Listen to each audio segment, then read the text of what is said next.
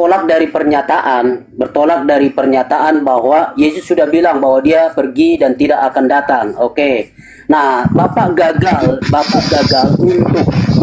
gagal untuk memahami istilah-istilah datang, ya. Jadi kata datang itu, misalnya kata datang bisa juga mau mengacu itu parousia. Ya, parousia kedatangan yang kedua itu, yaitu menyatakan diri secara badania. Nah, tetapi ada juga kata datang. Nah, kata datang di situ bahwa dia akan datang, ya, bukan secara parousia, bukan secara daging. Nah, kalau Bapak melihat di dalam Injil Yohanes pasal yang ke-14, itu pun disebutkan bahwa dia, karena Bapak tadi kutip di situ, ya, di dalam Yohanes pasal 14 bahwa memang mengatakan dia akan pergi kepada Bapa. Tapi saya baca bagian penggalan kalimat juga di situ yang harus Bapak pahami, ya. Ayat 18. Aku tidak akan meninggalkan kamu sebagai yatim piatu.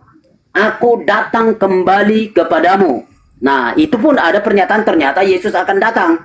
Jadi, artinya tidak mutlak pernyataan Bapa bahwa kalau dia sudah naik, kalau dia sudah tidak ada di bumi, kalau dia muncul lagi, berarti itu bukan lagi Yesus yang sesungguhnya. Justru itu salah. Nah, ya. Nah, lagi apa yang dilukiskan dengan indah oleh Lukas dalam perjumpaan Paulus dengan Yesus itu, sekali lagi Anda yang membantah, tetapi saksi-saksi Kristus, orang-orang yang ada pada waktu itu, bahkan orang-orang yang sangat-sangat percaya, bahkan orang-orang yang sangat rohani pun tidak membantah itu. Tetapi kalau Anda membantah, itu Anda sendiri. Saya tidak bisa salahkan, tapi itu adalah Bapak sendiri, ya. Jadi kalau Yesus dan Paulus adalah sebagai Mesias palsu, itu semua kalimat Anda.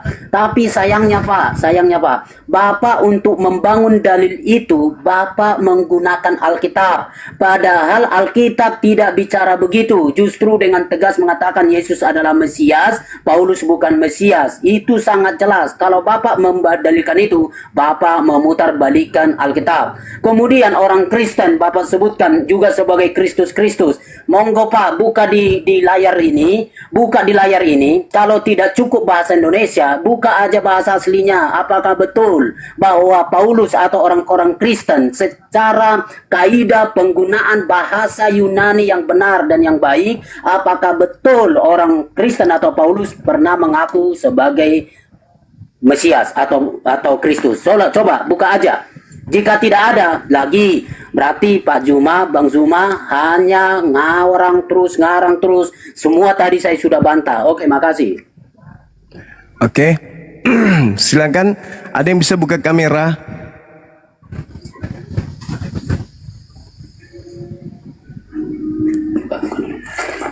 Ya, Ayah Ardi, tapadol Ayah Ardi.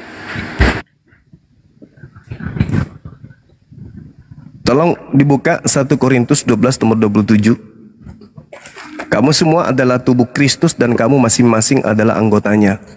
Anggota TNI adalah TNI. Anggota Polri adalah Polri. Silakan. Ya, silakan. 1 Korintus 12 nomor 27. 1 Korintus 12:27 ya Gurunda ya. Ya. Kok nggak masuk sih? Cek. Mana? 1 Korintus 11:27.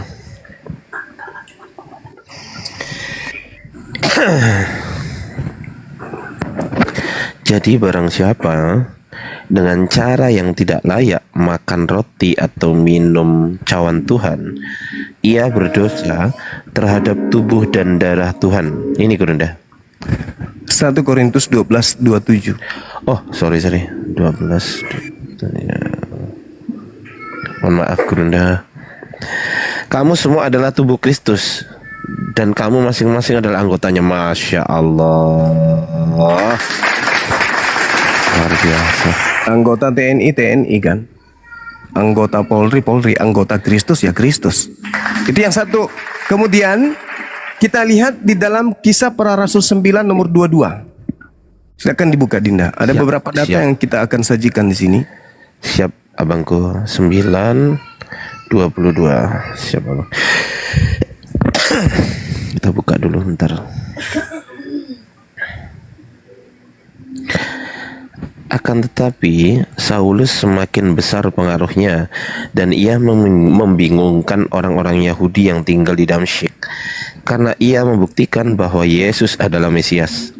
Nah, coba original teksnya ada nggak kata Yesus di situ? Oke, kita cek original teksnya Gurunda sebentar ya.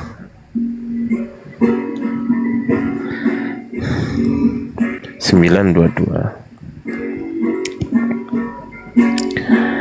Ini ya.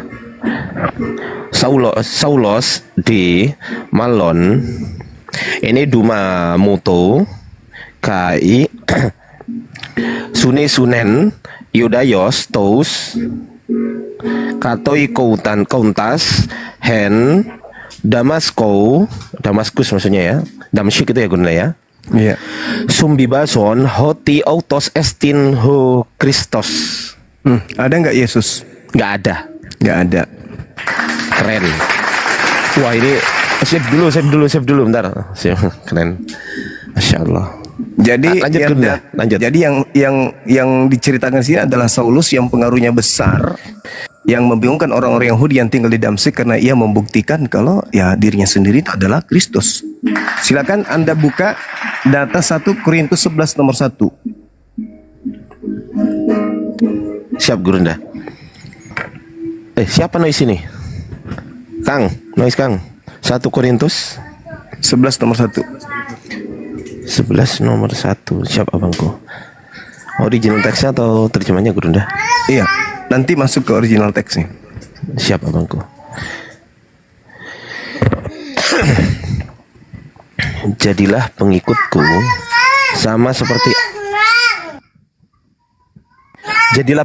sama seperti aku juga menjadi pengikut Kristus. Waduh, mantap. Coba original teksnya. Ada nggak pengikut, kata pengikut? Pengikut. Nggak ada, yang ada Kristus. Yang ada Kristus. Nggak ada pengikut. Jadi Nggak ada nih terjemahan ya. yang sebenarnya kalau tidak dipelintir sama lai itu apa? Mimetaimo gineste apa ini? Katos kago Kristo. Ini kalau nggak dipelintir berarti ya teladani aku sebagaimana aku Kristus.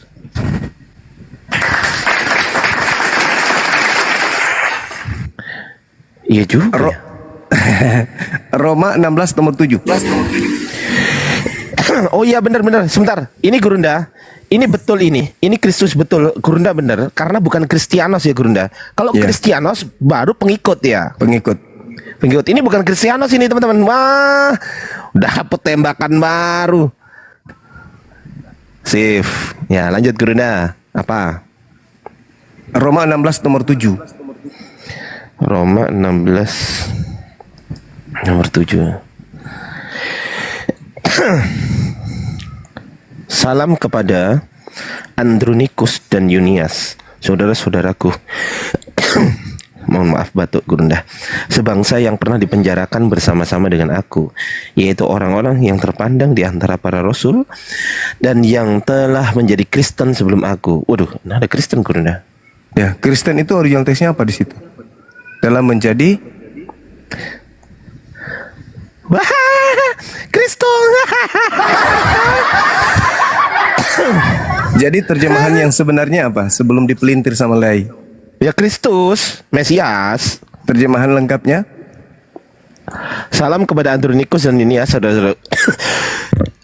Sebangsa yang pernah dipenjarakan bersama-sama dengan aku, yaitu orang-orang yang terpandang di antara para rasul dan yang telah menjadi Mesias sebelum aku. Kristus. Menjadi Kristus. Bukan Kristen ya. Kristus ini. Ini original teksnya di sini menggunakan omega, teman-teman. Jadi ini nomina sakranya menggunakan omega. Kristo bukan Kristianos. Lanjut Gurunda. Kita lihat yang terakhir Galatia 3 nomor 27. 86 abangku. Tapi mohon maaf. Gak batuk Gurunda. Galatia apa-apa. berapa Gurunda? 3 nomor Galatia 27. 3 nomor 27. Karena kamu semua yang dibaptis dalam Kristus telah mengenakan Kristus. Kalau orang menggunakan seragam polisi, polisi nggak? Polisi. Tapi kalau dia ternyata bukan polisi tapi menggunakan seragamnya, Berarti polisi polisi nggak? abal-abal. Nah, gadungan berarti. Kandungan. Kamu semua yang sudah dibaptis dalam Kristus telah mengenakan Kristus. Benar nggak orang-orang Kristen ini Kristus? Berdasarkan Iya juga dalil, ya. iya. Wih, iya ya Gurunda. Kok bisa nemu ya Gurunda ini? Lanjut, Berdasarkan Gurunda, Afan. dalil, iya. Tapi faktanya, apakah betul Kristen pemakan babi ini adalah Kristus, Mesias? Ya bukan, berarti Kristen adalah Mesias palsu. Mereka akan menyesatkan banyak orang. Itu saudara. Jadi kita bernarasi itu bukan asal-asal karena kebencian, enggak. Karena kita sayang malah. Jadi sekali lagi saudara Freddy, bahwasanya ketika Yesus mengatakan kepada muridnya yang ada di Bukit Zaitun, agar mereka waspada kepada orang di luar mereka murid-murid, yang harus diwaspadai ada 3. Yang pertama adalah makhluk yang datang kepada Paulus, yang kedua Paulus itu sendiri, dan yang ketiga adalah Kristen. 3 kelompok ini yang harus diwaspadai oleh murid-murid Yesus. Seperti itu. Silakan Anda bantah kalau masih punya daya.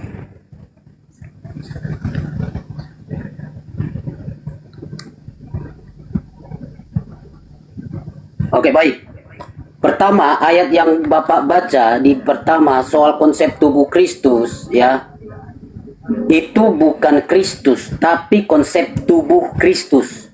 Jadi di dalam pernyataan Alkitab banyak menggunakan tubuh Kristus dan kita menjadi anggota tubuh Kristus, ya. Jadi bukan anggota Kristus. Kenapa Bapak membuang kata tubuh? Gitu ya. Di ayat yang pertama itu. Oke, yang ada di dalam Kisah Para Rasul itu tidak mengacu kepada Paulus. Kata Paulus pun tidak ada di situ. Kalau Bapak mau mengatakan itu adalah Paulus, berarti Bapak juga memaksakan itu. Tetapi konteksnya sudah membuktikan bahwa yang diberitakan oleh Paulus khusus di pasal 9 di dalam Kisah Para Rasul itu justru dia menjelaskan tentang Kristus. Di dalam semua pemberitaan dia pun di dalam seluruh Kisah Para Rasul, bahkan di dalam semua surat-suratnya, bahwa dia mau menyatakan bahwa Kristus itu adalah Mesias. Jadi, kalau Bapak mau mengatakan bahwa Pauluslah sebagai Kristus, Bapak memaksa ayat di situ. Oke. Kalau ketiadaan kata Iosou di sana, ada di sana kata ganti. Jadi kata ganti yang ada di sana tidak mengacu kepada Paulus dan tidak ada kata Paulus juga di situ. Nah, saya kira itu. Maka yang lain-lain pun sama, bahwa penggunaan kaidah bahasa Yunani pun Bapak itu tidak sedang menyatakan sebagai kata benda. Mau menyatakan bahwa Paulus sedang menyatakan kita adalah Kristus, saya adalah Kristus. Itu sebabnya terjemahan LAI dengan kaidah bahasa penterjemahan kaidah bahasa Yunani sudah tepat bahwa itu mengacu, bukan menyatakan bahwa jemaat adalah Kristus. Dari gereja mula-mula, bahkan gereja mula-mula, bukti-bukti historis, bahkan sampai sekarang ini, tidak ada pengakuan apapun yang menyatakan bahwa orang Kristen adalah Mesias, bahwa orang Kristen adalah Kristus, bahwa mereka adalah Mesias palsu. Itu tidak ada. Semua itu hanya tafsiran dari Pak Juma. Itu saja. Oke, makasih. Saya sudah sajikan data. Kalau Anda mengatakan itu tafsir, ya silakan aja. Justru Anda yang menafsir, bukan saya. Silakan Dida. Gurunda, saya nggak terima ketika Gurunda dituduh tadi mengatakan itu bukan mengacu kepada Paulus. Gurunda, izin Bang Friday, boleh disimak di sini. Kago ini artinya apa, Bang?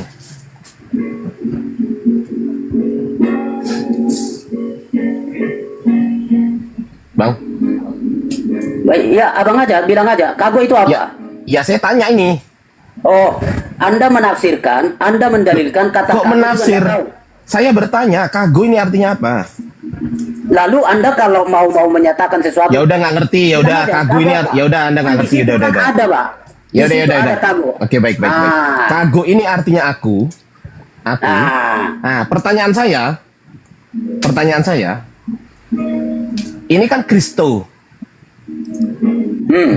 Bentuknya itu genetif atau vokatif atau nominatif atau apa, Bang? Silakan.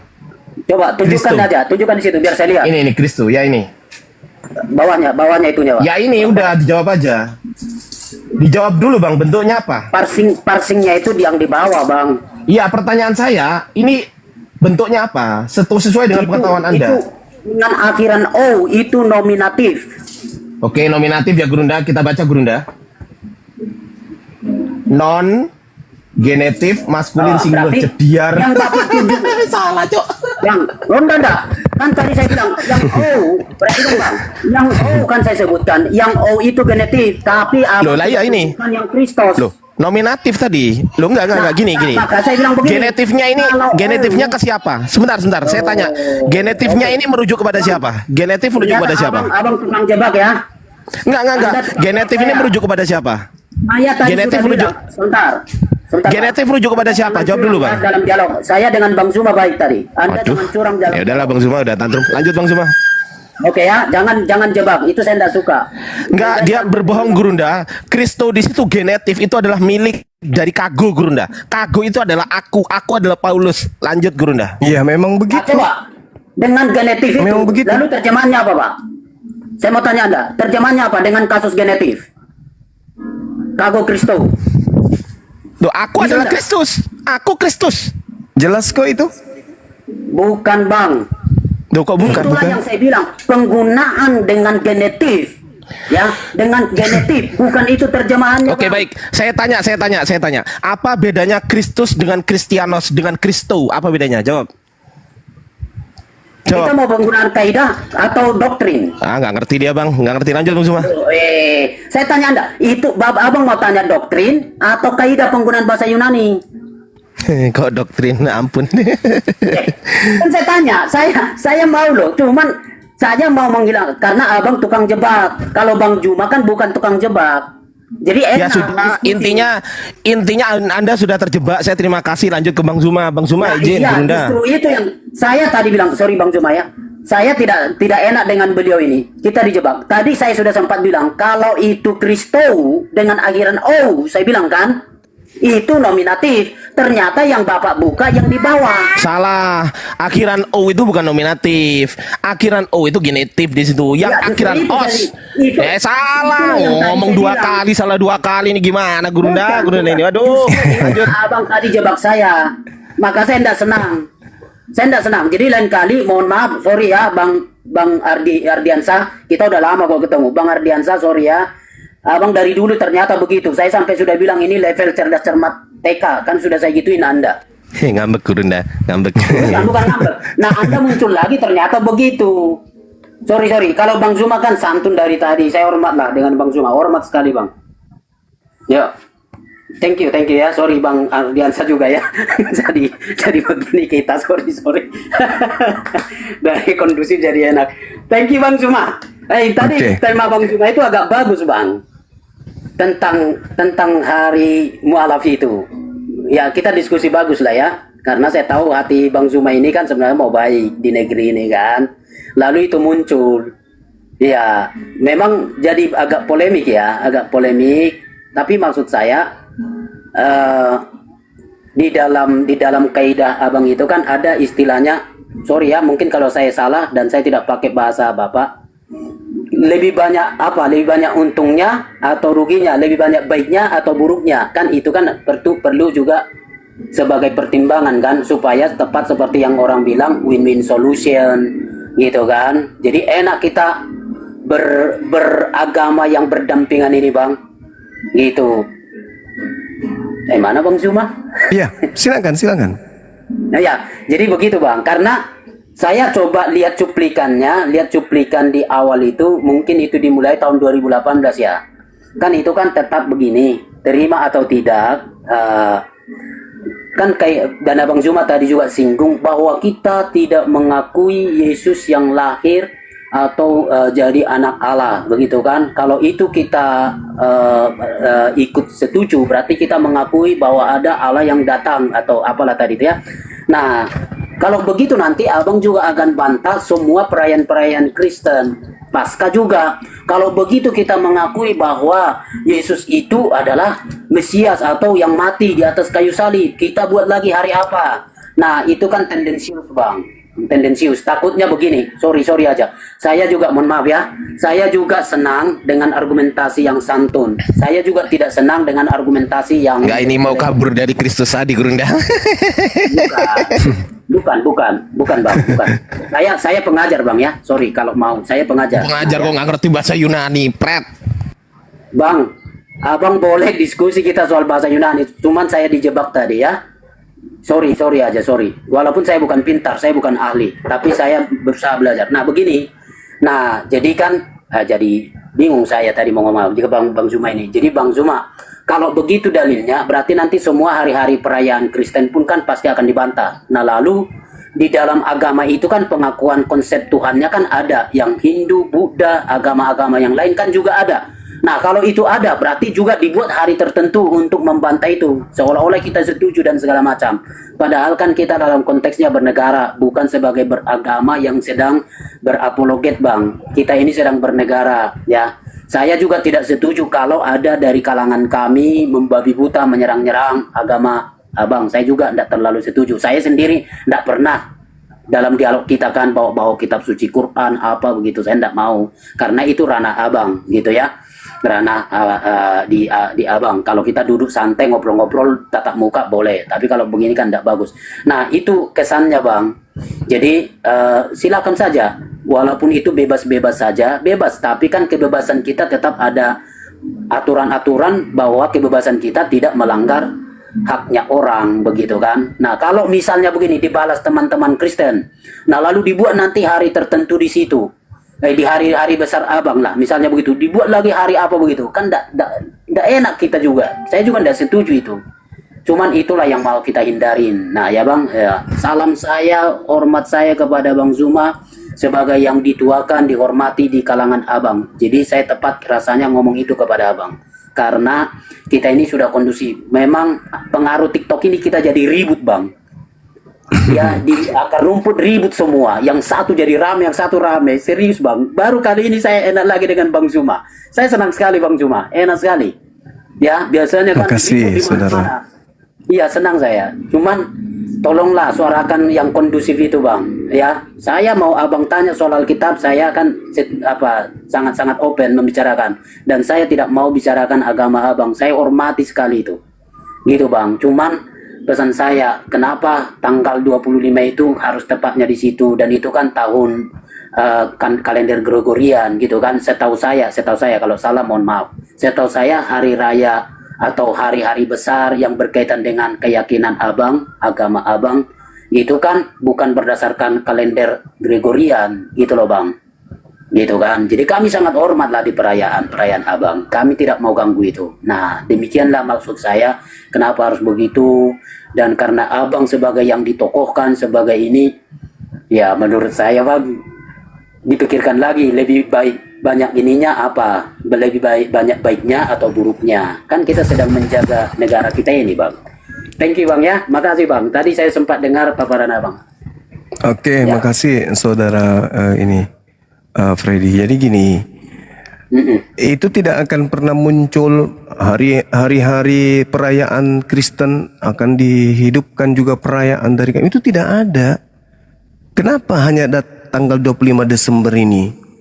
Karena tanggal 20 Desember itu dipercayai sebagai hari lahirnya Allah menjadi manusia, atau Allah memiliki anak. Kecuali orang Kristen ingin jujur mengakui bahwa yang menjadi Yesus itu adalah dewanya orang Roma. Oke, selesai. Selesai. Kita cabut hari mu'allaf itu.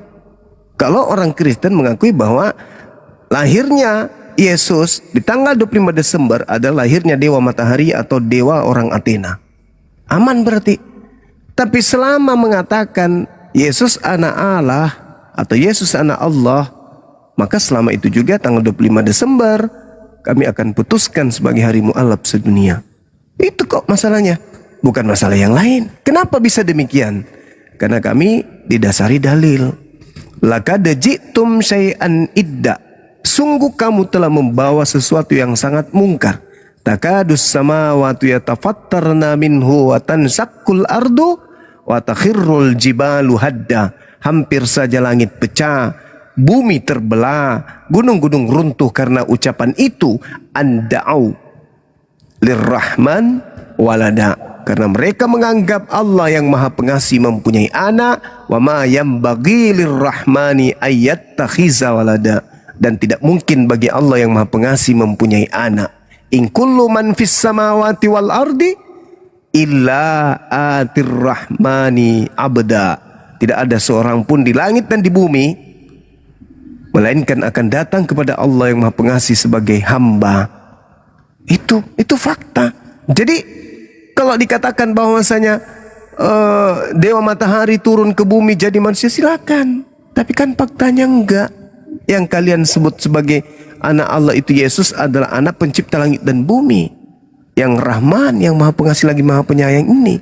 Maka kami mencoba untuk menutupi kemurkaan Allah dengan kami mengatakan, merayu Allah tanggal 20 Desember bukan kelahiran anakmu ya Rabb, tapi hari lahirnya hamba-hambamu yang ingin kemudian kembali kepada ridhomu, jalanmu. Itu maksudnya, bukan untuk membantah Kristen dalam arti kata terjadi sebuah peperangan akidah. Tidak. Dalam arti kata bahwa kalian itu begini, enggak, silakan tanggal 20 Desember kalian peringati. Tetapi izinkan kami merayu pencipta langit dan bumi yang Anda katakan mempunyai anak dengan mengatakan tidak, bukanlah lahirnya anak Tuhan tanggal 25 itu, tetapi lahirnya para mu'alaf yang tadinya tidak menggunakan akal menuju kepada makhluk yang berakal. Sederhana kok itu. Kami merayakan, Anda merayakan lahirnya Tuhan kalian, kami merayakan lahirnya saudara-saudara kami. Apakah saling mengganggu? Tidak. Apakah kemudian yang merayakan kemudian Natal mengganggu kami? Tidak. Apakah kemudian kami mengganggu yang merayakan Natal? Juga tidak. Sama-sama hari itu kita bahagia. Orang Kristen bahagia karena menganggap Tuhannya lahir.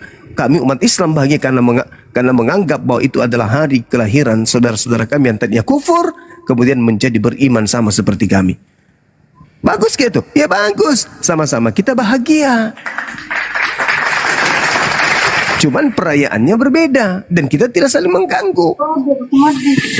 Dengan demikian tak perlu lagi gereja diamankan oleh orang-orang Islam. Hari Natal gereja diamankan oleh umat Islam. Ngapain? Lah umat Islam semuanya sudah sibuk merayakan hari mu'alaf. Kalau ada peledakan gereja bukan umat Islam lagi yang tertuduh, karena seluruh umat Islam sudah ada di masjid merayakan kemudian hari mu'alafnya. Jangan-jangan mereka sendiri yang meledakkan tempat ibadah mereka sendiri untuk memframing orang Islam.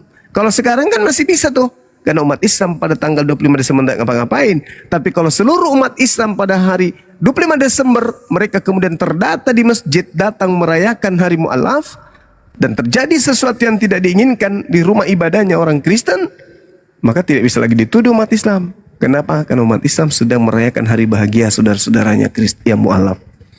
Begitu saudara.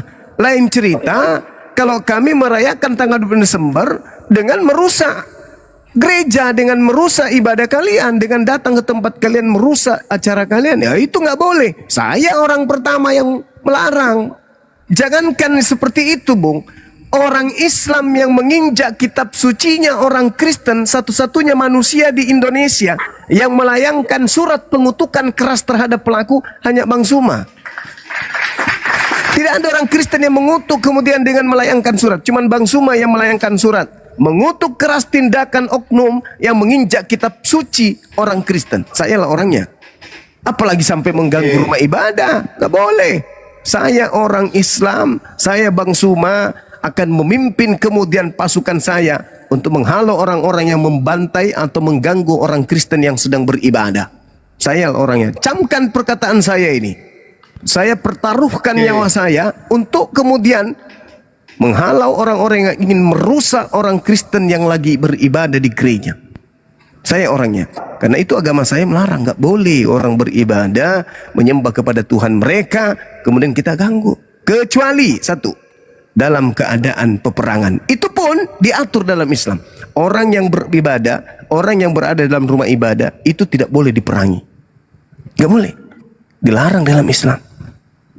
Nah, jadi tanggal 25 Desember ini positifnya adalah ketika orang Kristen melakukan gerakan-gerakan positif di hari itu, karena itu adalah hari yang mereka muliakan, kami umat Islam juga yang memperingati hari Mu'alaf juga melakukan kegiatan-kegiatan positif, membantu anak yatim piatu, menyantuni orang miskin, mendatangi kemudian orang-orang jompo, memberikan bantuan, memberikan kajian-kajian kedamaian dan seterusnya. Nggak ada kok. Cuman ya banyak orang sensitif sok belagu kemayu gitu loh, nggak boleh kita ini kan hari ininya saudara kita. Emang kenapa? Kita ngapain? Kan kita nggak merusak. Boleh aku nanggap di Bang Juma? Iya, silakan. Ya, jadi perjuangan Bang Juma saya salut ya. Saya sangat salut. Artinya gini Bang Juma, penanggalan di seluruh dunia ini kan itu ada aturan mainnya. Gitu. Jadi tanggal-tanggal tertentu itulah yang ada aturan mainnya. Seperti hari-hari Idul Fitri itu ada aturan mainnya. Hari Natal dan juga hari raya agama-agama lain. Itu semua ada aturannya Bang Juma. Itu. Jadi penanggalan yang ada sekarang ini yang dilakukan oleh pemerintah itu bukan sekedar muncul begitu aja Bang Juma. Itu. Jadi misalnya hari Natal itu sudah 2000 tahun yang lalu itu sudah disepakati, ya toh. Sudah disepakati bahwa itu adalah hari lahirnya Yesus Kristus bagi umat Kristen gitu loh. Itu. Nah, kalau Bang Juma pada 25 Desember tahun 2025 ini menjadi hari Mu'alaf, ya nggak apa-apa, ya toh. Kan nggak ada masalah tuh. Tinggal ajukan aja ke pemerintah gitu loh. Aju aja bahwa ini tanggal 25 Desember adalah hari Mu'alaf gitu. Sehingga prosesnya itu enak itu loh Bang Juma gitu loh. Jadi negara kita ini kan ada yang mimpin Bang Juma. Ada yang memimpin gitu loh. Bukan semaunya rakyatnya, bukan. Gitu loh. Ada yang memimpin. Ada undang-undangnya gitu. Jadi Ya betul, ada undang-undangnya. Ikhwan, potong dulu dikit ya. 2.500 yang memandang di sini. Aku infokan terlebih dahulu. Sekretaris Umum Apologet Islam Indonesia sedang kesusahan, sedang dilanda ujian. Nah, ini tempat kalian untuk fastabiqul khairat, membantu laptopnya kembali benar. Karena di laptopnya Akhi Ardiansyah yang bisa kalian lihat yang namanya Yunani ini, itu banyak data-data kantor, data-data yayasan juga, sehingga nanti agak terhambat yayasan dalam paperworknya, terutama sertifikat mualaf. nah, jadi Dan itu juga yang ada kedua, masalah, tunggu. Dan ada masalah juga itu data-data bubukin Tritung mengenai manuskrip-manuskripnya kehambat juga. Kalian tadi kan lihat dialog di Majid nggak ngeluarin data Akhi Ardiansyah karena laptopnya rusak, Ikhwan. Jadi mohon dibantu. Pertama untuk recovery data, SSD-nya rusak, sama beli SSD baru itu sekitar 5 juta lah. Alhamdulillah sudah terkumpul 1,7. Jadi tafadhol kalian yang ingin fastabiqul khairat, silakan ke rekening yang tertera di atas nama Ardiansyah Arif Ikhwan ya. Gitu. Thank you. Itu semua. Mari lanjut lagi bubukin Semua. Tritung. Ya, Bang Terima Aldi, kasih. silakan dilanjut dulu Bang Aldi. Ya, terima kasih Semua Gurunda ada Juma aturan. dan juga Negara kita Waalaikumsalam. ini ada Terima kasih aturan. Gurunda Juma dan juga Aki Kores dan juga Kang Gian Santang yang sudah memberikan kesempatan. Gurunda izin teman-teman, bagi yang sekiranya ada rezeki yang lebih, ya silakan dibantu di nomor itu di atas itu 0972 spasi 079 spasi 156. Berapapun bantuan dari antum, Masya Allah, saya ucapkan terima kasih karena memang ini musibah besar bagi saya teman-teman, karena data itu luar biasa mahal menurut saya. Jadi terima kasih yang udah bersedia membantu berapapun jumlahnya. Terima kasih ya Bangku. Kurunda saya kembalikan kepada Bang Zuma. Oke, makasih Bang. Iya, Bang Zuma, lanjut tadi ngobrol-ngobrol santai kita itu. Iya, sebenarnya yang Abang paparkan itu sangat-sangat diterima akal. Hanya kan mungkin tetap ada sisi baik ya. Saya menghargai, menghormati itu. Hanya memang kan juga tetap memikirkan hal-hal yang di dalamnya. Takut saya begini, sendi-sendi kebersamaan kita di NKRI ini begini, akhirnya teman-teman dari Kristen dari cari-cari akal, mereka udah buat begini, kita buat aja begini, gitu loh. Nah, akhirnya kan balas-balasan, itu yang saya maksud. Jadi jadi tidak baik kan kondusivitas kita. Saya lebih senang kita bangun tetap saling toleran, menghormati, ya sudahlah. Nah, nggak tahu ini bisa juga menjadi topik diskusi kita. Saya secara pribadi sebenarnya begini, mungkin setuju atau tidak setuju ya, tapi tidak perlu diramaikan. Kalau saya misalnya begini, saya lebih setuju memang antara kita beriman ini, Kristen dan Muslim, secara akidah udahlah pasang aja tembok besar-besar. Seperti Kristen dengan Hindu, Kristen dengan Buddha, Muslim dengan Hindu, Muslim dengan Buddha, tidak gontok-gontokan doktrinal kan? Mungkin lebih baik begitu. Artinya ya udah masing-masing aja, jangan lagi lintas-lintas tembok itu, jadinya rame, Itu gimana Pak Zuma kira-kira tanggapannya supaya kondusif kita berdiskusi ini? Jadi gini saudara, kalau hanya karena dasar itu, maka harusnya dari sejak awal Kristen itu juga menyadari dari mana konsep Jumat Agung ini. Itu nggak ada dalam Bible. Hanya gara kemudian umat Islam itu ada perintah, ya ayyuhalladzina amanu itanu dialis sholati mi yaumil jumu'ah. Umat Islam kemudian memiliki hari di mana mereka wajib hukumnya untuk datang di rumah ibadah pada hari Jumat, melakukan Jumat. Lantas kemudian Kristen di Indonesia Lata melakukan juga Jumat Agung. Apakah kemudian umat Islam merasa terganggu? Enggak, umat Islam malah tertawa. Dasar agama ikut-ikutan. Kan begitu.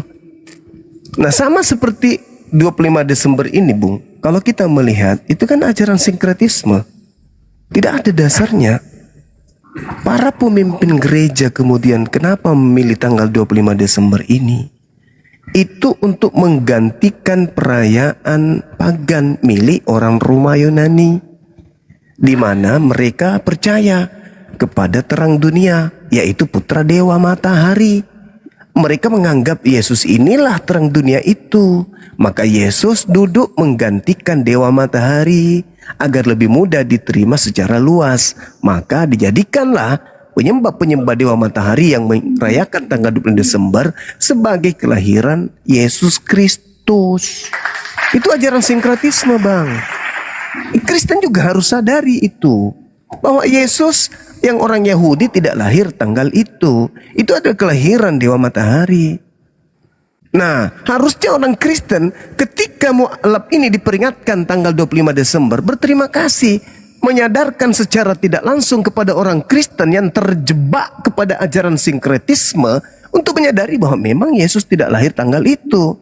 Kalau Yesusnya adalah orang Yahudi, anak Miriam, maka dia tidak lahir tanggal 25 Desember. Yang lahir tanggal 25 Desember itu adalah dewanya orang Roma. Dengan demikian sekali lagi, Islam datang melakukan satu pembaharuan, menyadarkan orang-orang Kristen untuk tidak melakukan perayaan yang tidak ada hubungannya dengan Yesus Kristus.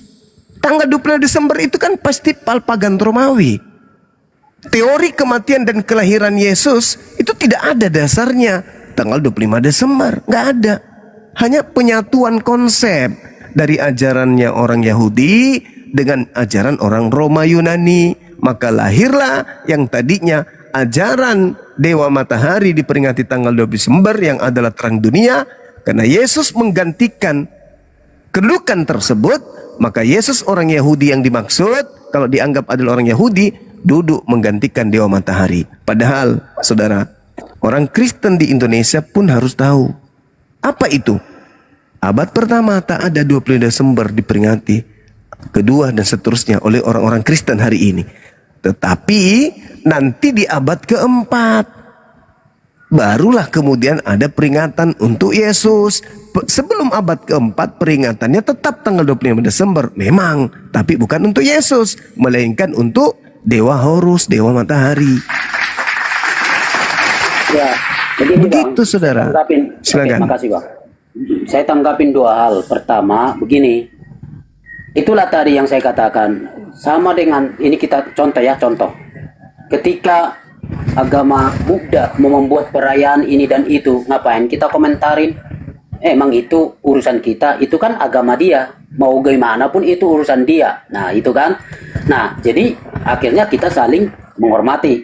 Nah, maksud saya seperti itulah kita ini duduk bersama, bersaudara ini, Muslim dengan Kristen. Mau apapun perayaan abang, ngapain saya komentarin? Demikian juga kami. Ngapain abang komentarin gitu kan? Ya kami secara agama kami, abang agamanya agama abang gitu loh. Nah jadi tidak usah ada saling merasa tergesek gitu maksud saya. Nah kedua walaupun tidak malam ini, saya pikir kita sudah agak lelah mulai dari seberang tadi saya sebelah di grup sebelah. Jadi gini, bukan tidak bisa dibuktikan bahwa Yesus lahir tanggal 25 Desember. Ya kalau mau kita buka nanti room kapan. Nah bisa dibuktikan, bisa gitu loh. Mau kita buka argumentasi sejarah boleh, mau argumentasi biblikal Alkitab boleh gitu loh. Jadi tidak naif kami melakukan itu. Nah cuman bukan malam ini. Abang tanya pun saya tidak akan jawab sekarang, agak lelah. Nah jadi maksud saya gini Bang, mau apapun yang dilakukan oleh Kristen selama tidak mengganggu akidah abang, atau kami buat sebuah perayaan sebagai untuk mengganggu akidah abang, saya kira harusnya kita monggo-monggo aja. Tapi kalau saya buat perayaan Bang, saya buat perayaan tapi itu adalah sebagai tandingan atau melawan perayaan abang, apa yang abang lakukan, itu saya pikir saya salah. Ini hanya kasus contoh aja, satu contoh. Saya tidak tahu persisnya, cuman kalau salah nanti bisa diingatkan. Apa yang terjadi dulu di Tolikara kan? Di Tolikara di Papua itu, kawan-kawan sedang melakukan salat Idul Fitri. Nah lalu ada dari oknum kami, gitu kan? Ya akhirnya kan mereka disebut sebagai bersalah karena melakukan semacam ibadah tandingan kan? Nah saya tidak sedang mempersalahkan apa-apa, tapi itulah dampak kalau buat yang bersinggungan begini. Jadi lebih baik aja masing-masing. Ya abang mau buat perayaan apapun itu kami tidak udah urusan. Demikian pun kami mau dari mana, dari kaidahnya, doktrinnya segala macam, selama tidak sedang melecehkan, menghina, merendahkan, menyinggung agama abang, mestinya kita juga sama-sama diam Bang. Itu saran saya Bang. Maka tadi itu saya bilang, mungkin kita satu kali berdialog, membangun, udahlah, yang agama Kristen ya Kristen, yang agama Muslim, termasuk di dalam akidah. Ya termasuk di dalam akidah ya masing-masing sajalah, gitu kan? Supaya apa? Kita bisa tetap merajut hidup bersama, gitu Bang. Kalau kita mau dialog, jangan dialog kayak TikTok ini jadi rame kemana-mana. Itu kan barbar menurut saya Bang. Barbar, tidak ada akidahnya. Sorry Bang ya, mungkin tidak tahu di kalangan abang. Tapi yang saya amati Bang, semua mendadak jadi ahli teologi semua.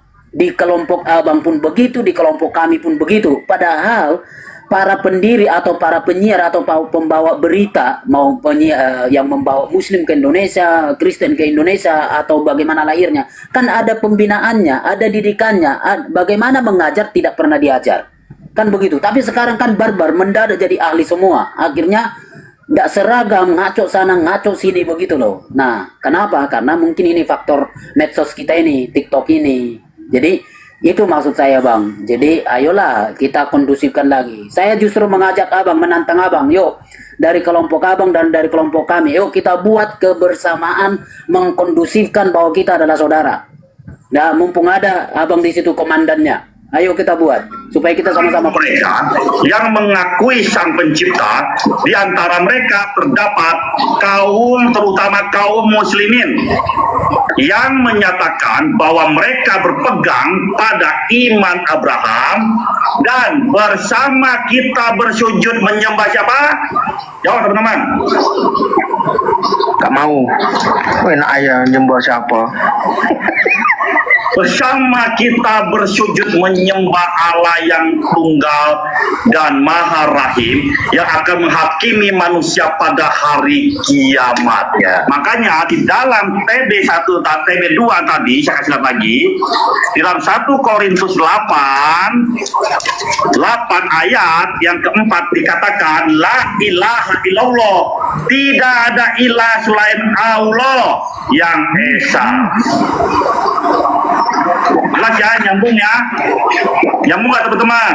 Tidak ada ilah selain Allah yang esa. Ya, mampuslah kalian yang tidak belajar. Ya, kalian sudah tidak sadar digiring menyembah Tuhannya teman-teman Islam. The false God. Bos. Oke, usulan saya begini Pak. Ya. Ini usulan saya Pak kepada Bapak, tolong Pak. Usulan saya begini, saya tetap Ya, Benar itu siapa Habib? Siapa itu? usulannya begini ya, Bang Zuma. harusnya kalau saya bisa tambahin. Habis ini Bang, habis ini. Saya tambahin di sini. Ya Gurunda, gimana Gurunda? Ini saudara Freddy di habis ini baru ditanggapi. Diputar lagi. Oke, deh. baik. Oh ya, siap Gurunda, siap. Karena saya taruh di depan sini ya mikrofon saya, Gurunda. Lanjut. Oh, baik ya, saya tanggapin begini. Oke lah. Muhammad Rasulullah harusnya begitu. Tanggung udah. Ini tanggung udah. Buat saya tanggung. Bahaya. Lenceng Pak Tom. Ini kayaknya Islamisasi. Ya, tanggung saya bilang. Waduh. Oh ya Habib Jafar. Keren. Nanti bukan Kristen Semangat, Protestan Habib. lagi nanti. Krislam. Oke, baik. Jadi begini Pak. Untuk menyikapi tadi Ya, Gurunda. Ya, Oke ya. kasih. Usul saya begini, untuk isu tadi, kan memang sudah ada upaya-upaya apakah penggunaan kata Allah itu di Kristen itu bagaimana. Menurut saya begini, kalau di ranah akar rumput itu tidak akan selesai. Dunia pertiktokan tidak bisa menyelesaikan itu. Kalau mau begini, mumpung Bang Zuma lagi duduk di sana, atau mungkin menurut saya juga kan Bang Zuma kan dilirik oleh tokoh-tokoh nih. Ya, dilirik oleh tokoh-tokoh, lalu bawalah isu di akar rumput ini, bawa ribut gara-gara itu. Menurut saya, silakanlah dibawa pakar-pakar bahasa, pakar-pakar apapun itu, dari pihak abang, dari pihak Kristen, lalu luruskanlah itu secara baik dan formal gitu loh. Supaya kita tidak gontok-gontokan, karena semua punya jawaban. Akhirnya ribut gitu kan, di kalangan kami begitu, di kalangan abang pun begitu kan. Nah, tak selesai-selesai. Nah, kalau karena itu ranah, menurut saya ranah formal, ranah yang sangat prinsipil, abang kerahkan aja di toko-toko yang memang memadai, mumpuni secara keilmuan untuk membeda itu, gitu loh, supaya nanti diselesaikan. Kalau kita di bawah ini tidak bisa menyelesaikan itu, ribut, gitu kan. Saya oke lah kalau itu tadi ada isu, saya tidak mau kita debat diskusi di situ ya, tapi saya hanya sarankan karena itu adalah ranah yang sangat penting, udahlah dibuat aja forum formal dari pihak Bapak, dari pihak kalangan Bapak, dari pihak kalangan kami. Lalu buat simposium membicarakan itu, bedah aja berdasarkan arkeologi, berdasarkan tata bahasa, berdasarkan apa. Akhirnya ambillah kesimpulan. Gitu kan? Nah, itulah yang kita terima di bawah. Lalu di bawah jangan ribut. Gitu, itu kalau usul saya, Bang. Makasih, Bang. Nah, itulah tadi dasar-dasarnya kenapa kami kemudian menggunakan tanggal 25 Desember ini sebagai hari membujuk Allah agar tidak mendatangkan musibah bencana. Karena yang dianggap menjadi anak itu adalah Allah yang nuzul ke bumi. Andai saja orang Kristen itu tidak mengatakan itu, tapi mereka mengatakan dewa, orang Roma, Yunani yang turun ke bumi, nggak ada masalah. Tapi kan kita lihat sendiri nih buktinya, orang Kristen sendiri memprotes. Internal Kristen aja memprotes gitu loh. Untuk itulah kemudian saya sebagai apologet. Apologet itu kan kita tahu maknanya pembela. Apologet Islam, pembela Islam. Apologet Kristen, pembela Kristen. Yang aneh kalau ada apologet Islam katanya, tapi nggak setuju gitu loh. Itu yang aneh. Nggak setuju tapi koar-koar. Harusnya tidak setuju ya urut uco aja di kamar mandi, ngapain ikut-ikut angkat suara. Itu yang aneh. Kok nggak setuju? Nah, inilah yang jadi permasalahan sekarang. Ketika kami mengangkat tema tanggal 26 Desember Hari Mu'alaf, kemudian orang Kristen seakan-akan diserang. Padahal itu nggak ada tujuannya. Justru kami yang diserang dalam hal ini gitu loh. Tuhan kami dikatakan beranak. Coba yang dikatakan punya anak itu Theos atau Yahweh. Ya nggak kena ke kami. Tapi kan Allah yang disebut di situ. Dan dibenarkan oleh pakar-pakar teologi itu sendiri. Tinggal menambah kata Nabi Muhammad katanya, maka jadi Islamlah kita.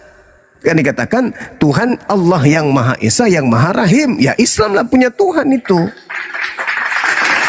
Maka jangan salahkan ketika kami sebagai pembela, sebagai apologet, hadir untuk membujuk pencipta langit dan bumi agar jangan mendatangkan musibah. Karena kalau datang musibah bukan cuma yang membuat kerusakan saja yang kena, tapi semua orang yang bisa kena bencana itu. Itu bang, lagian Hari Mu'alaf itu tidak merusak tatanan keberagamaan kita kok. Kita nggak saling menyikut satu sama lain, tidak saling mengganggu satu sama lain, tidak merusak kemudian prosesi ibadah satu sama lain. Justru tadi yang saya katakan, dengan adanya peringatan Hari Mu'alaf, saudara-saudara Kristen yang masih bisa diselamatkan akan menyadari bahwa pada prinsipnya tanggal 25 Desember itu bukan tanggal spesifik, tetapi itu hanyalah makna teologis keilahian yang diberikan kepada Kristus yang justru menjadikan sasaran empuknya Tuhannya umat Islam. Itu bang.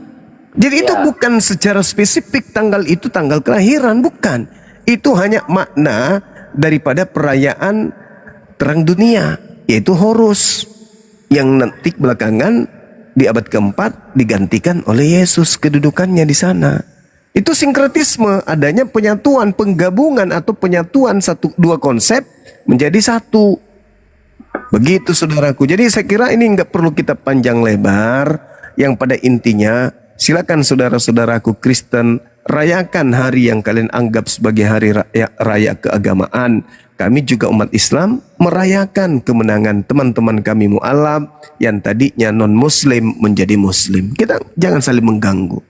Kita masing-masing merayakan apa yang kita anggap baik. Silakan. Oke, makasih bang. Oke lah, sudah bagus argumentasi abang. Hanya memang tetap tadi bilang kami tidak mau begini, makanya jadi tetap ada kesan bahwa kekristenan sedang melakukan sesuatu yang salah dalam pandangan abang.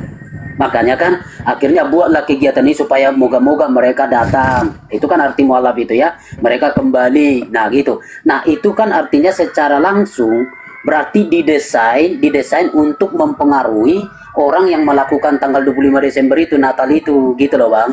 Berarti kan tetap ada kesannya gitu. Nah itulah yang saya sebut lebih baik dipisah aja. Kalau saya sebenarnya begini, dalam dialog saya kepada abang, saya dulu pun bilang, saya tidak mau singgung, saya tidak mau kutip, saya tidak mau apa, itu agama abang, itu kitab abang, kan saya gitu kan. Karena saya merasa tidak, ini dua hal yang tidak bisa disatukan. Sebab apa? Kalau disatukan pasti ada yang korban. Tidak tahu menurut abang. Kalau menurut saya, kalau disatukan itu iman dari Al-Quran misalnya ke Yesus yang ada di Alkitab, pasti nanti akan trouble.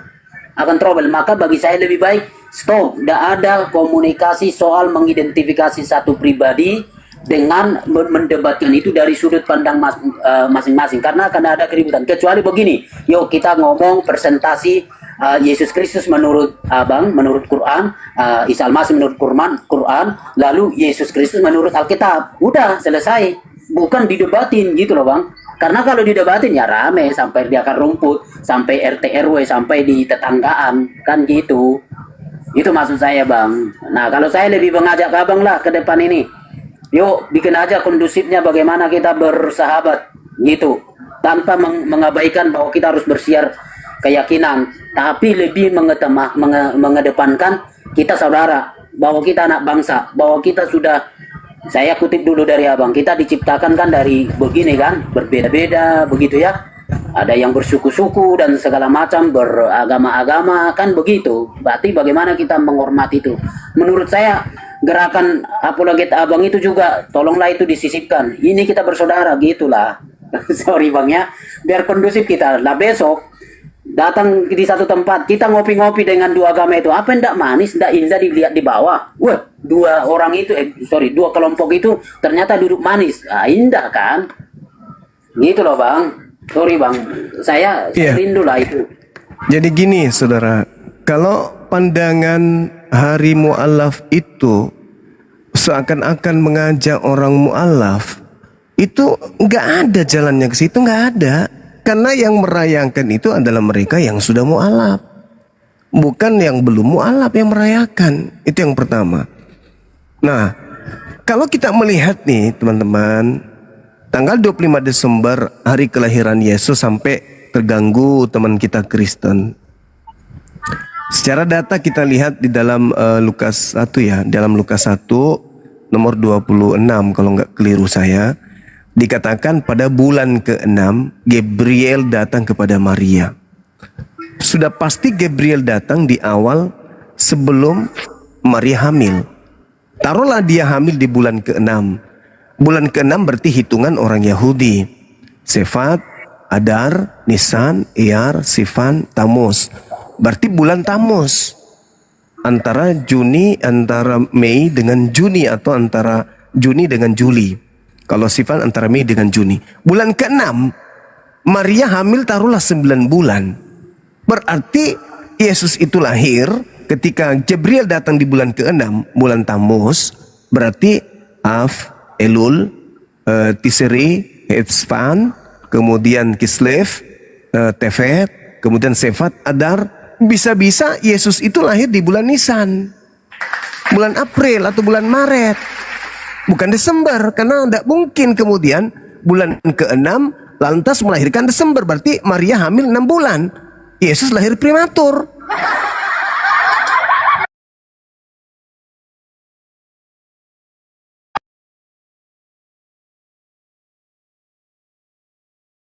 Nisan atau bulan Adar, bulan 2 atau bulan 3. Kalau dia lahir di bulan Desember, sekali lagi Tuhan Anda lahir prematur. Kasihan itu. Pada bulan ke-6 berarti dia bulan Tamus. Av, Elul, Zereh, baru Tefet. Tefet itu yang lahir berarti bulan Desember. Desember lahir berarti 6 bulan hamil Maria. Ya prematur bang. Jadi sekali lagi, ya kalau saudara Kristen merasa terganggu, silakan Anda belajar. Ada apa ini? Kok ada keliru kah memang? Nah ternyata banyak hal yang ganjal di situ. Oke, baik. Sebenarnya bukan terganggu, Silakan. serius bang, bukan terganggu. Kami tidak terganggu, tapi di para apologet di dalam kegerakan kegiatan-kegiatan yang seperti inilah akhirnya mulai dibahas-bahas, gitu kan? Kalau di perayaan-perayaan ya aman, enggak ya, tidaklah. Nah, cuman di dalam pegiat-pegiat di sosial gitu kan jadi rame gitu kan.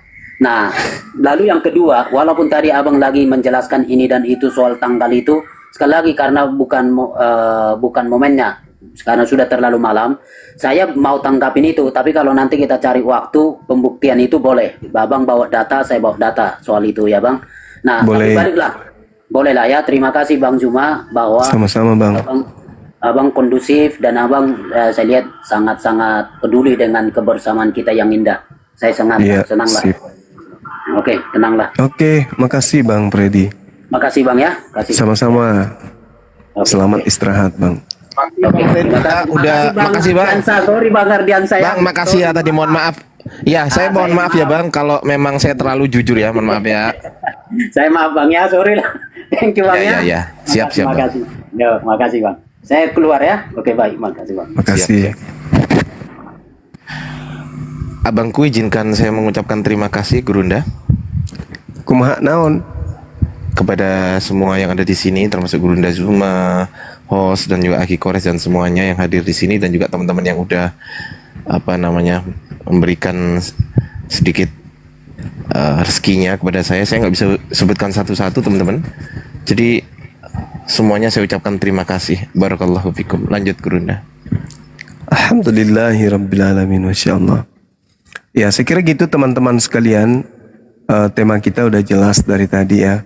Di awal kita membahas apakah iblis itu bisa menyamar menjadi Yesus. Kita uraikan data sesuai dengan apa yang ada di dalam kitabnya saudara kita Kristen. Ternyata Yesus sendiri yang mengatakan, waspadalah kepada penyesat yang datang dengan memakai nama Dia. Artinya penyesatnya ini iblis, maka bisa menyamar menjadi Yesus. Itu intinya itu di situ.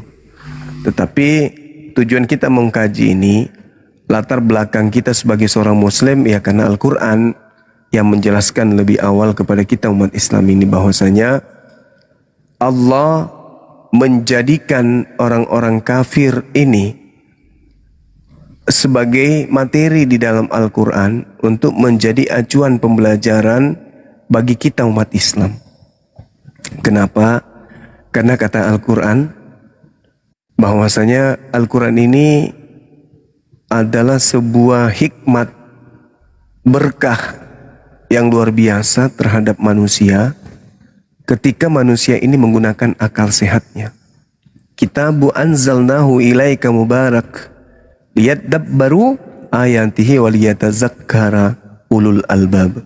Al-Quran adalah kitab yang diwahyukan oleh Allah kepada Nabi Muhammad yang penuh dengan berkah agar manusia menghayati ayat-ayatnya dan manusia yang berakal sehat mendapatkan pelajaran. Nah, Al-Quran datang kemudian menjelaskan kepada kita bagaimana iblis berupaya sekuat tenaga untuk menjadikan kita keturunan Adam mau mengikuti kemudian keinginan iblis, yaitu masuk ke dalam api neraka jahanam. Itu diterangkan dalam Al-Quranul Karim, di antaranya surah Al-Baqarah, di antaranya juga surah Shad yang menjelaskan itu. Bagaimana ketika Allah menguji para malaikat, di antaranya ada iblis yang kemudian membangkang untuk sujud kepada Adam alaihissalam. Lalu bersumpah mereka ini untuk menyesatkan manusia. Dan penyesatannya tidak dilakukan hanya pada Nabi Adam, tapi pada seluruh keturunan, termasuk kita yang ada di sini.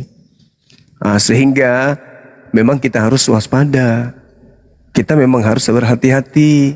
Kenapa? Al-Quran mengatakan wa ikhwanuhum yamuddunahum fil ghayyi summa la yuqsirun. Teman-teman mereka orang-orang kafir dan orang fasik membantu iblis di dalam kesesatan, membantu iblis dalam mendurhakai Allah. Kemudian mereka tidak henti-hentinya menyesatkan. Makanya kita harus memang waspada, sahabat-sahabat sekalian. Di dalam ayat lain, contoh di dalam surah An-Nisa, iyad'una min dunihi illa inatha wa iyad'una illa syaitanan marida. Mereka tidak menyembah selain berhala dan mereka tidak menyembah kecuali kepada setan yang durhaka. Itu kata Quran. Makanya kita harus berhati-hati menjaga anak-anak keturunan kita supaya mereka jangan tergoda oleh kenikmatan yang sifatnya sesaat tetapi kemudian membinasakan di kehidupan yang kekal. Sekira begitu sahabat-sahabatku. Kalau masih ada lagi saudara kita dari non-muslim yang ingin membahas ini, silakan. Pada intinya kita bertanya, bisakah iblis itu menyamar seperti Yesus, menjadi Yesus? Itu pertanyaan. Dan itu bisa kemudian juga bertanya kepada kita umat Islam, bisakah iblis menyamar menjadi Nabi Muhammad? Tak ada dalil. Tapi kalau Yesus sendiri jelas mengatakan waspadalah kepada penyesat yang datang memakai namanya. Silakan teman-teman, adik-adik saya yang ada di sini untuk melanjutkan. Assalamualaikum warahmatullahi wabarakatuh. Ustadzku, Ustadz Miftah. Sehat selalu. Waalaikumsalam warahmatullahi wabarakatuh. Gurundaku, Masya Allah. Sehat. Masya Allah. Ya, siap. Sehat. Silakan diambil alih sementara kita makan pagi dulu. Silakan. Assalamualaikum warahmatullahi wabarakatuh, Bunda. Bunda Rahma juga ada ternyata sembunyi di sudut. Ngapain di sudut-sudut, Bun? Ya Allah ya Karim. Waalaikumsalam warahmatullahi wabarakatuh. Masya Allah.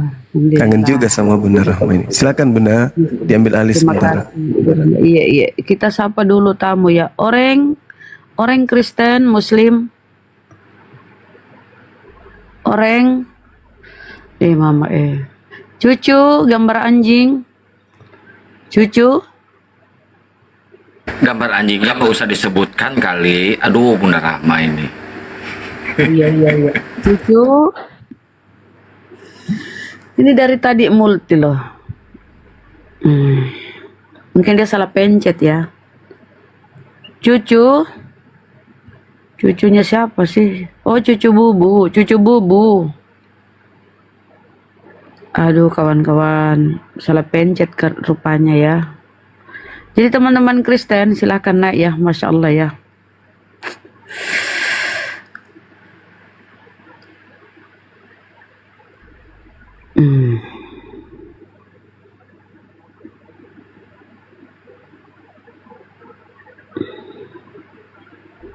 Tolong yang Kristen yang multi ya teman-teman, tolong Kristen biar Gurunda diskusi.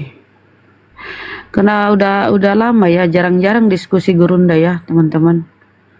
Suaranya yang merdu itu banyak yang pengen denger.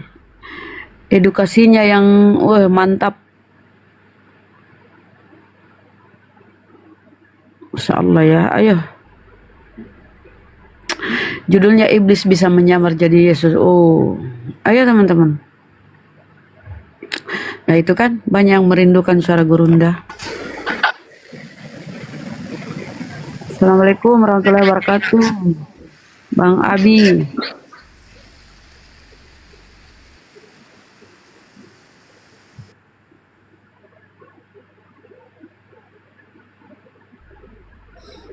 Ayo teman-teman Kristen.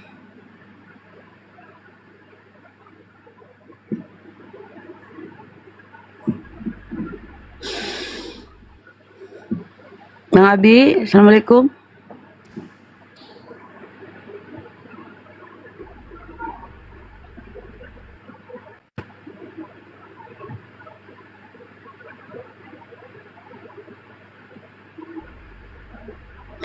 Itu banyak kangen di bawah. Tapi Gurunda itu butuh minum, butuh istirahat sedikit sebentar. Ini lagi. Bang Ardi mana ke Pental?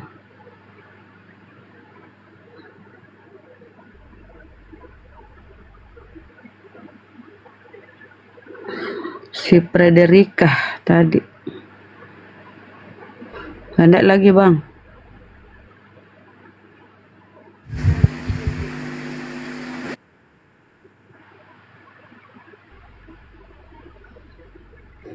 Ayo multi. Iblis bisa menyamar jadi Yesus. Iblis malaikat terang.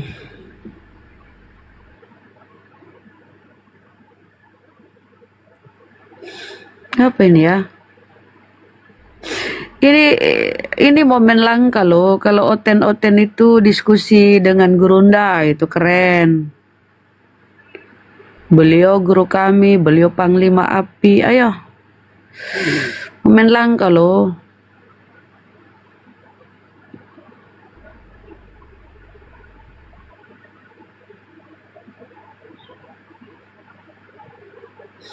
Pada kabur Oten kah? Masa 2000 sekian gak ada Oten? Sambil Silakan, menunggu Ustaz. sambil menunggu Oten ya. Silakan buat teman-teman Kristen ya. Boleh ya sedikit ini ya. Silakan. Gurunda dan ini meneruskan tadi ya. Sambil menunggu silakan. Saya menyimak sedikit tentang tadi ya. Ketika kita sebagai umat Islam mengajak kepada kebaikan dan mencegah kepada kemunkaran, umat Islam itu mempunyai legitimasi langsung dari Allah Subhanahu wa taala. Kenapa kita dijadikan dan dinamakan kemudian juga disebut sebagai umat terbaik, umat yang paling utama di alam raya ini, menjadi umat baginda Nabi? Apa itu sebabnya? Allah Subhanahu wa taala secara eksplisit melabeli kita umat terbaik itu apa? Kuntum khaira ummatin ukhrijat linnas ta'muruna bil ma'ruf wa tanhauna 'anil munkar. Kenapa kita menjadi umat terbaik? Karena apa? Kita menjadi umat yang selalu mengajak kepada kebaikan dan mencegah kepada kemunkaran. Wal takum minkum ummatu yad'una ilal khair wa ya'muruna bil ma'ruf wa yanhauna 'anil munkar. Kita diperintahkan untuk selalu menggaung-gaungkan mana yang baik, mana yang benar. Dan salah satu kemunkaran yang paling besar di alam raya ini ketika ada orang menuhankan orang. Ketika ada orang memaksakan manusia dijadikan Tuhan. Itu adalah kemunkaran yang paling luar biasa. Zolim di atas zolim. Maka kenapa kita mengajak pada 25 Desember itu adalah kemunkaran besar. Kemudian apa? Ibdalul mungkar bil khair. Mengganti kemunkaran tersebut dengan kebaikan. Ini ada tamu saya lagi. Oh ini mah orang miring ini mah. Abigail ini. Siap. Susah diskusi sama Abigail ini. Selamat malam. Shalom. Iya. Selamat Natal dan Halo. Tahun Baru. Sudah tutup salon. Selamat Natal dan Tahun Baru. Ah, ini sih ini nih. Iya sih. Tengok lagi. Ada poninya ini ya. Masih hidup kok rupanya, Bang. Puji Tuhan. Baru ini. Puji tukang. Fotonya siapa kok pakai itu? Oh, nanti kalau ada macam-macam dengan saya, ini yang maju. Kalau kalian macam-macam. Lah, mampus. Mark Sonto loh. Assalamualaikum, sister. Waalaikumsalam. Very happy. Saya sangat bahagia bangga punya saudara baru yang barusan lahir di tanggal 25 Desember. Congrats. Selamat. Dan I do agree. Saya setuju dengan ide-ide ini karena menyambut tadi ada itu tadi siapa tadi itu orang Kristen yang ya itulah. Saya berterima kasih Bang Zuma sudah mewakili perasaan saya, pikiran saya, dan kita mungkin semua yang muslim di sini terwakili. Apa yang hendak ingin disampaikan di antaranya adalah ya begitulah. Semua sudah bisa memahami. Yang utama saya yang ingin menambahkan, barangkali bisa dikoreksi untuk dasar kenapa memakai tanggal 25 Desember dari sisi sosiologi, politik, ekonomi atau secara integral. Tapi dari sisi hukum kita mengenal bahwa adanya suatu tradisi mungkin ini adalah sebagian dari membuat tradisi baru karena di luar dalil agama bahwa tanggal 25 Desember dari dalilnya Kristen tidak bisa membuktikan dan kita 25 Desember sebagai hari kelahiran para mu'alaf. Dalilnya bukan dari agama bukan, tapi kita pakai dalil dasarnya dari mungkin bisa menjadi hukum adat atau tradisi. Karena prinsip utama kan tidak saling menyakiti, justru yang tersakiti adalah saya dan Anda. Mudah-mudahan merasakan ketika Tuhanku dikatakan punya anak dan kalian mengaku-ngaku anaknya Tuhanku. Ini sangat menyakitkan terus. Masya Allah, mantap. Lalu kemudian orang-orang asing di sana, when the Englishman mendengarkan orang-orang Indonesia berkata, telah lahir anak Allah. Who is Allah? What is Allah? This is time. Inilah waktunya. Kau berpikir saudara. Pakai otakmu bukan dengkulmu.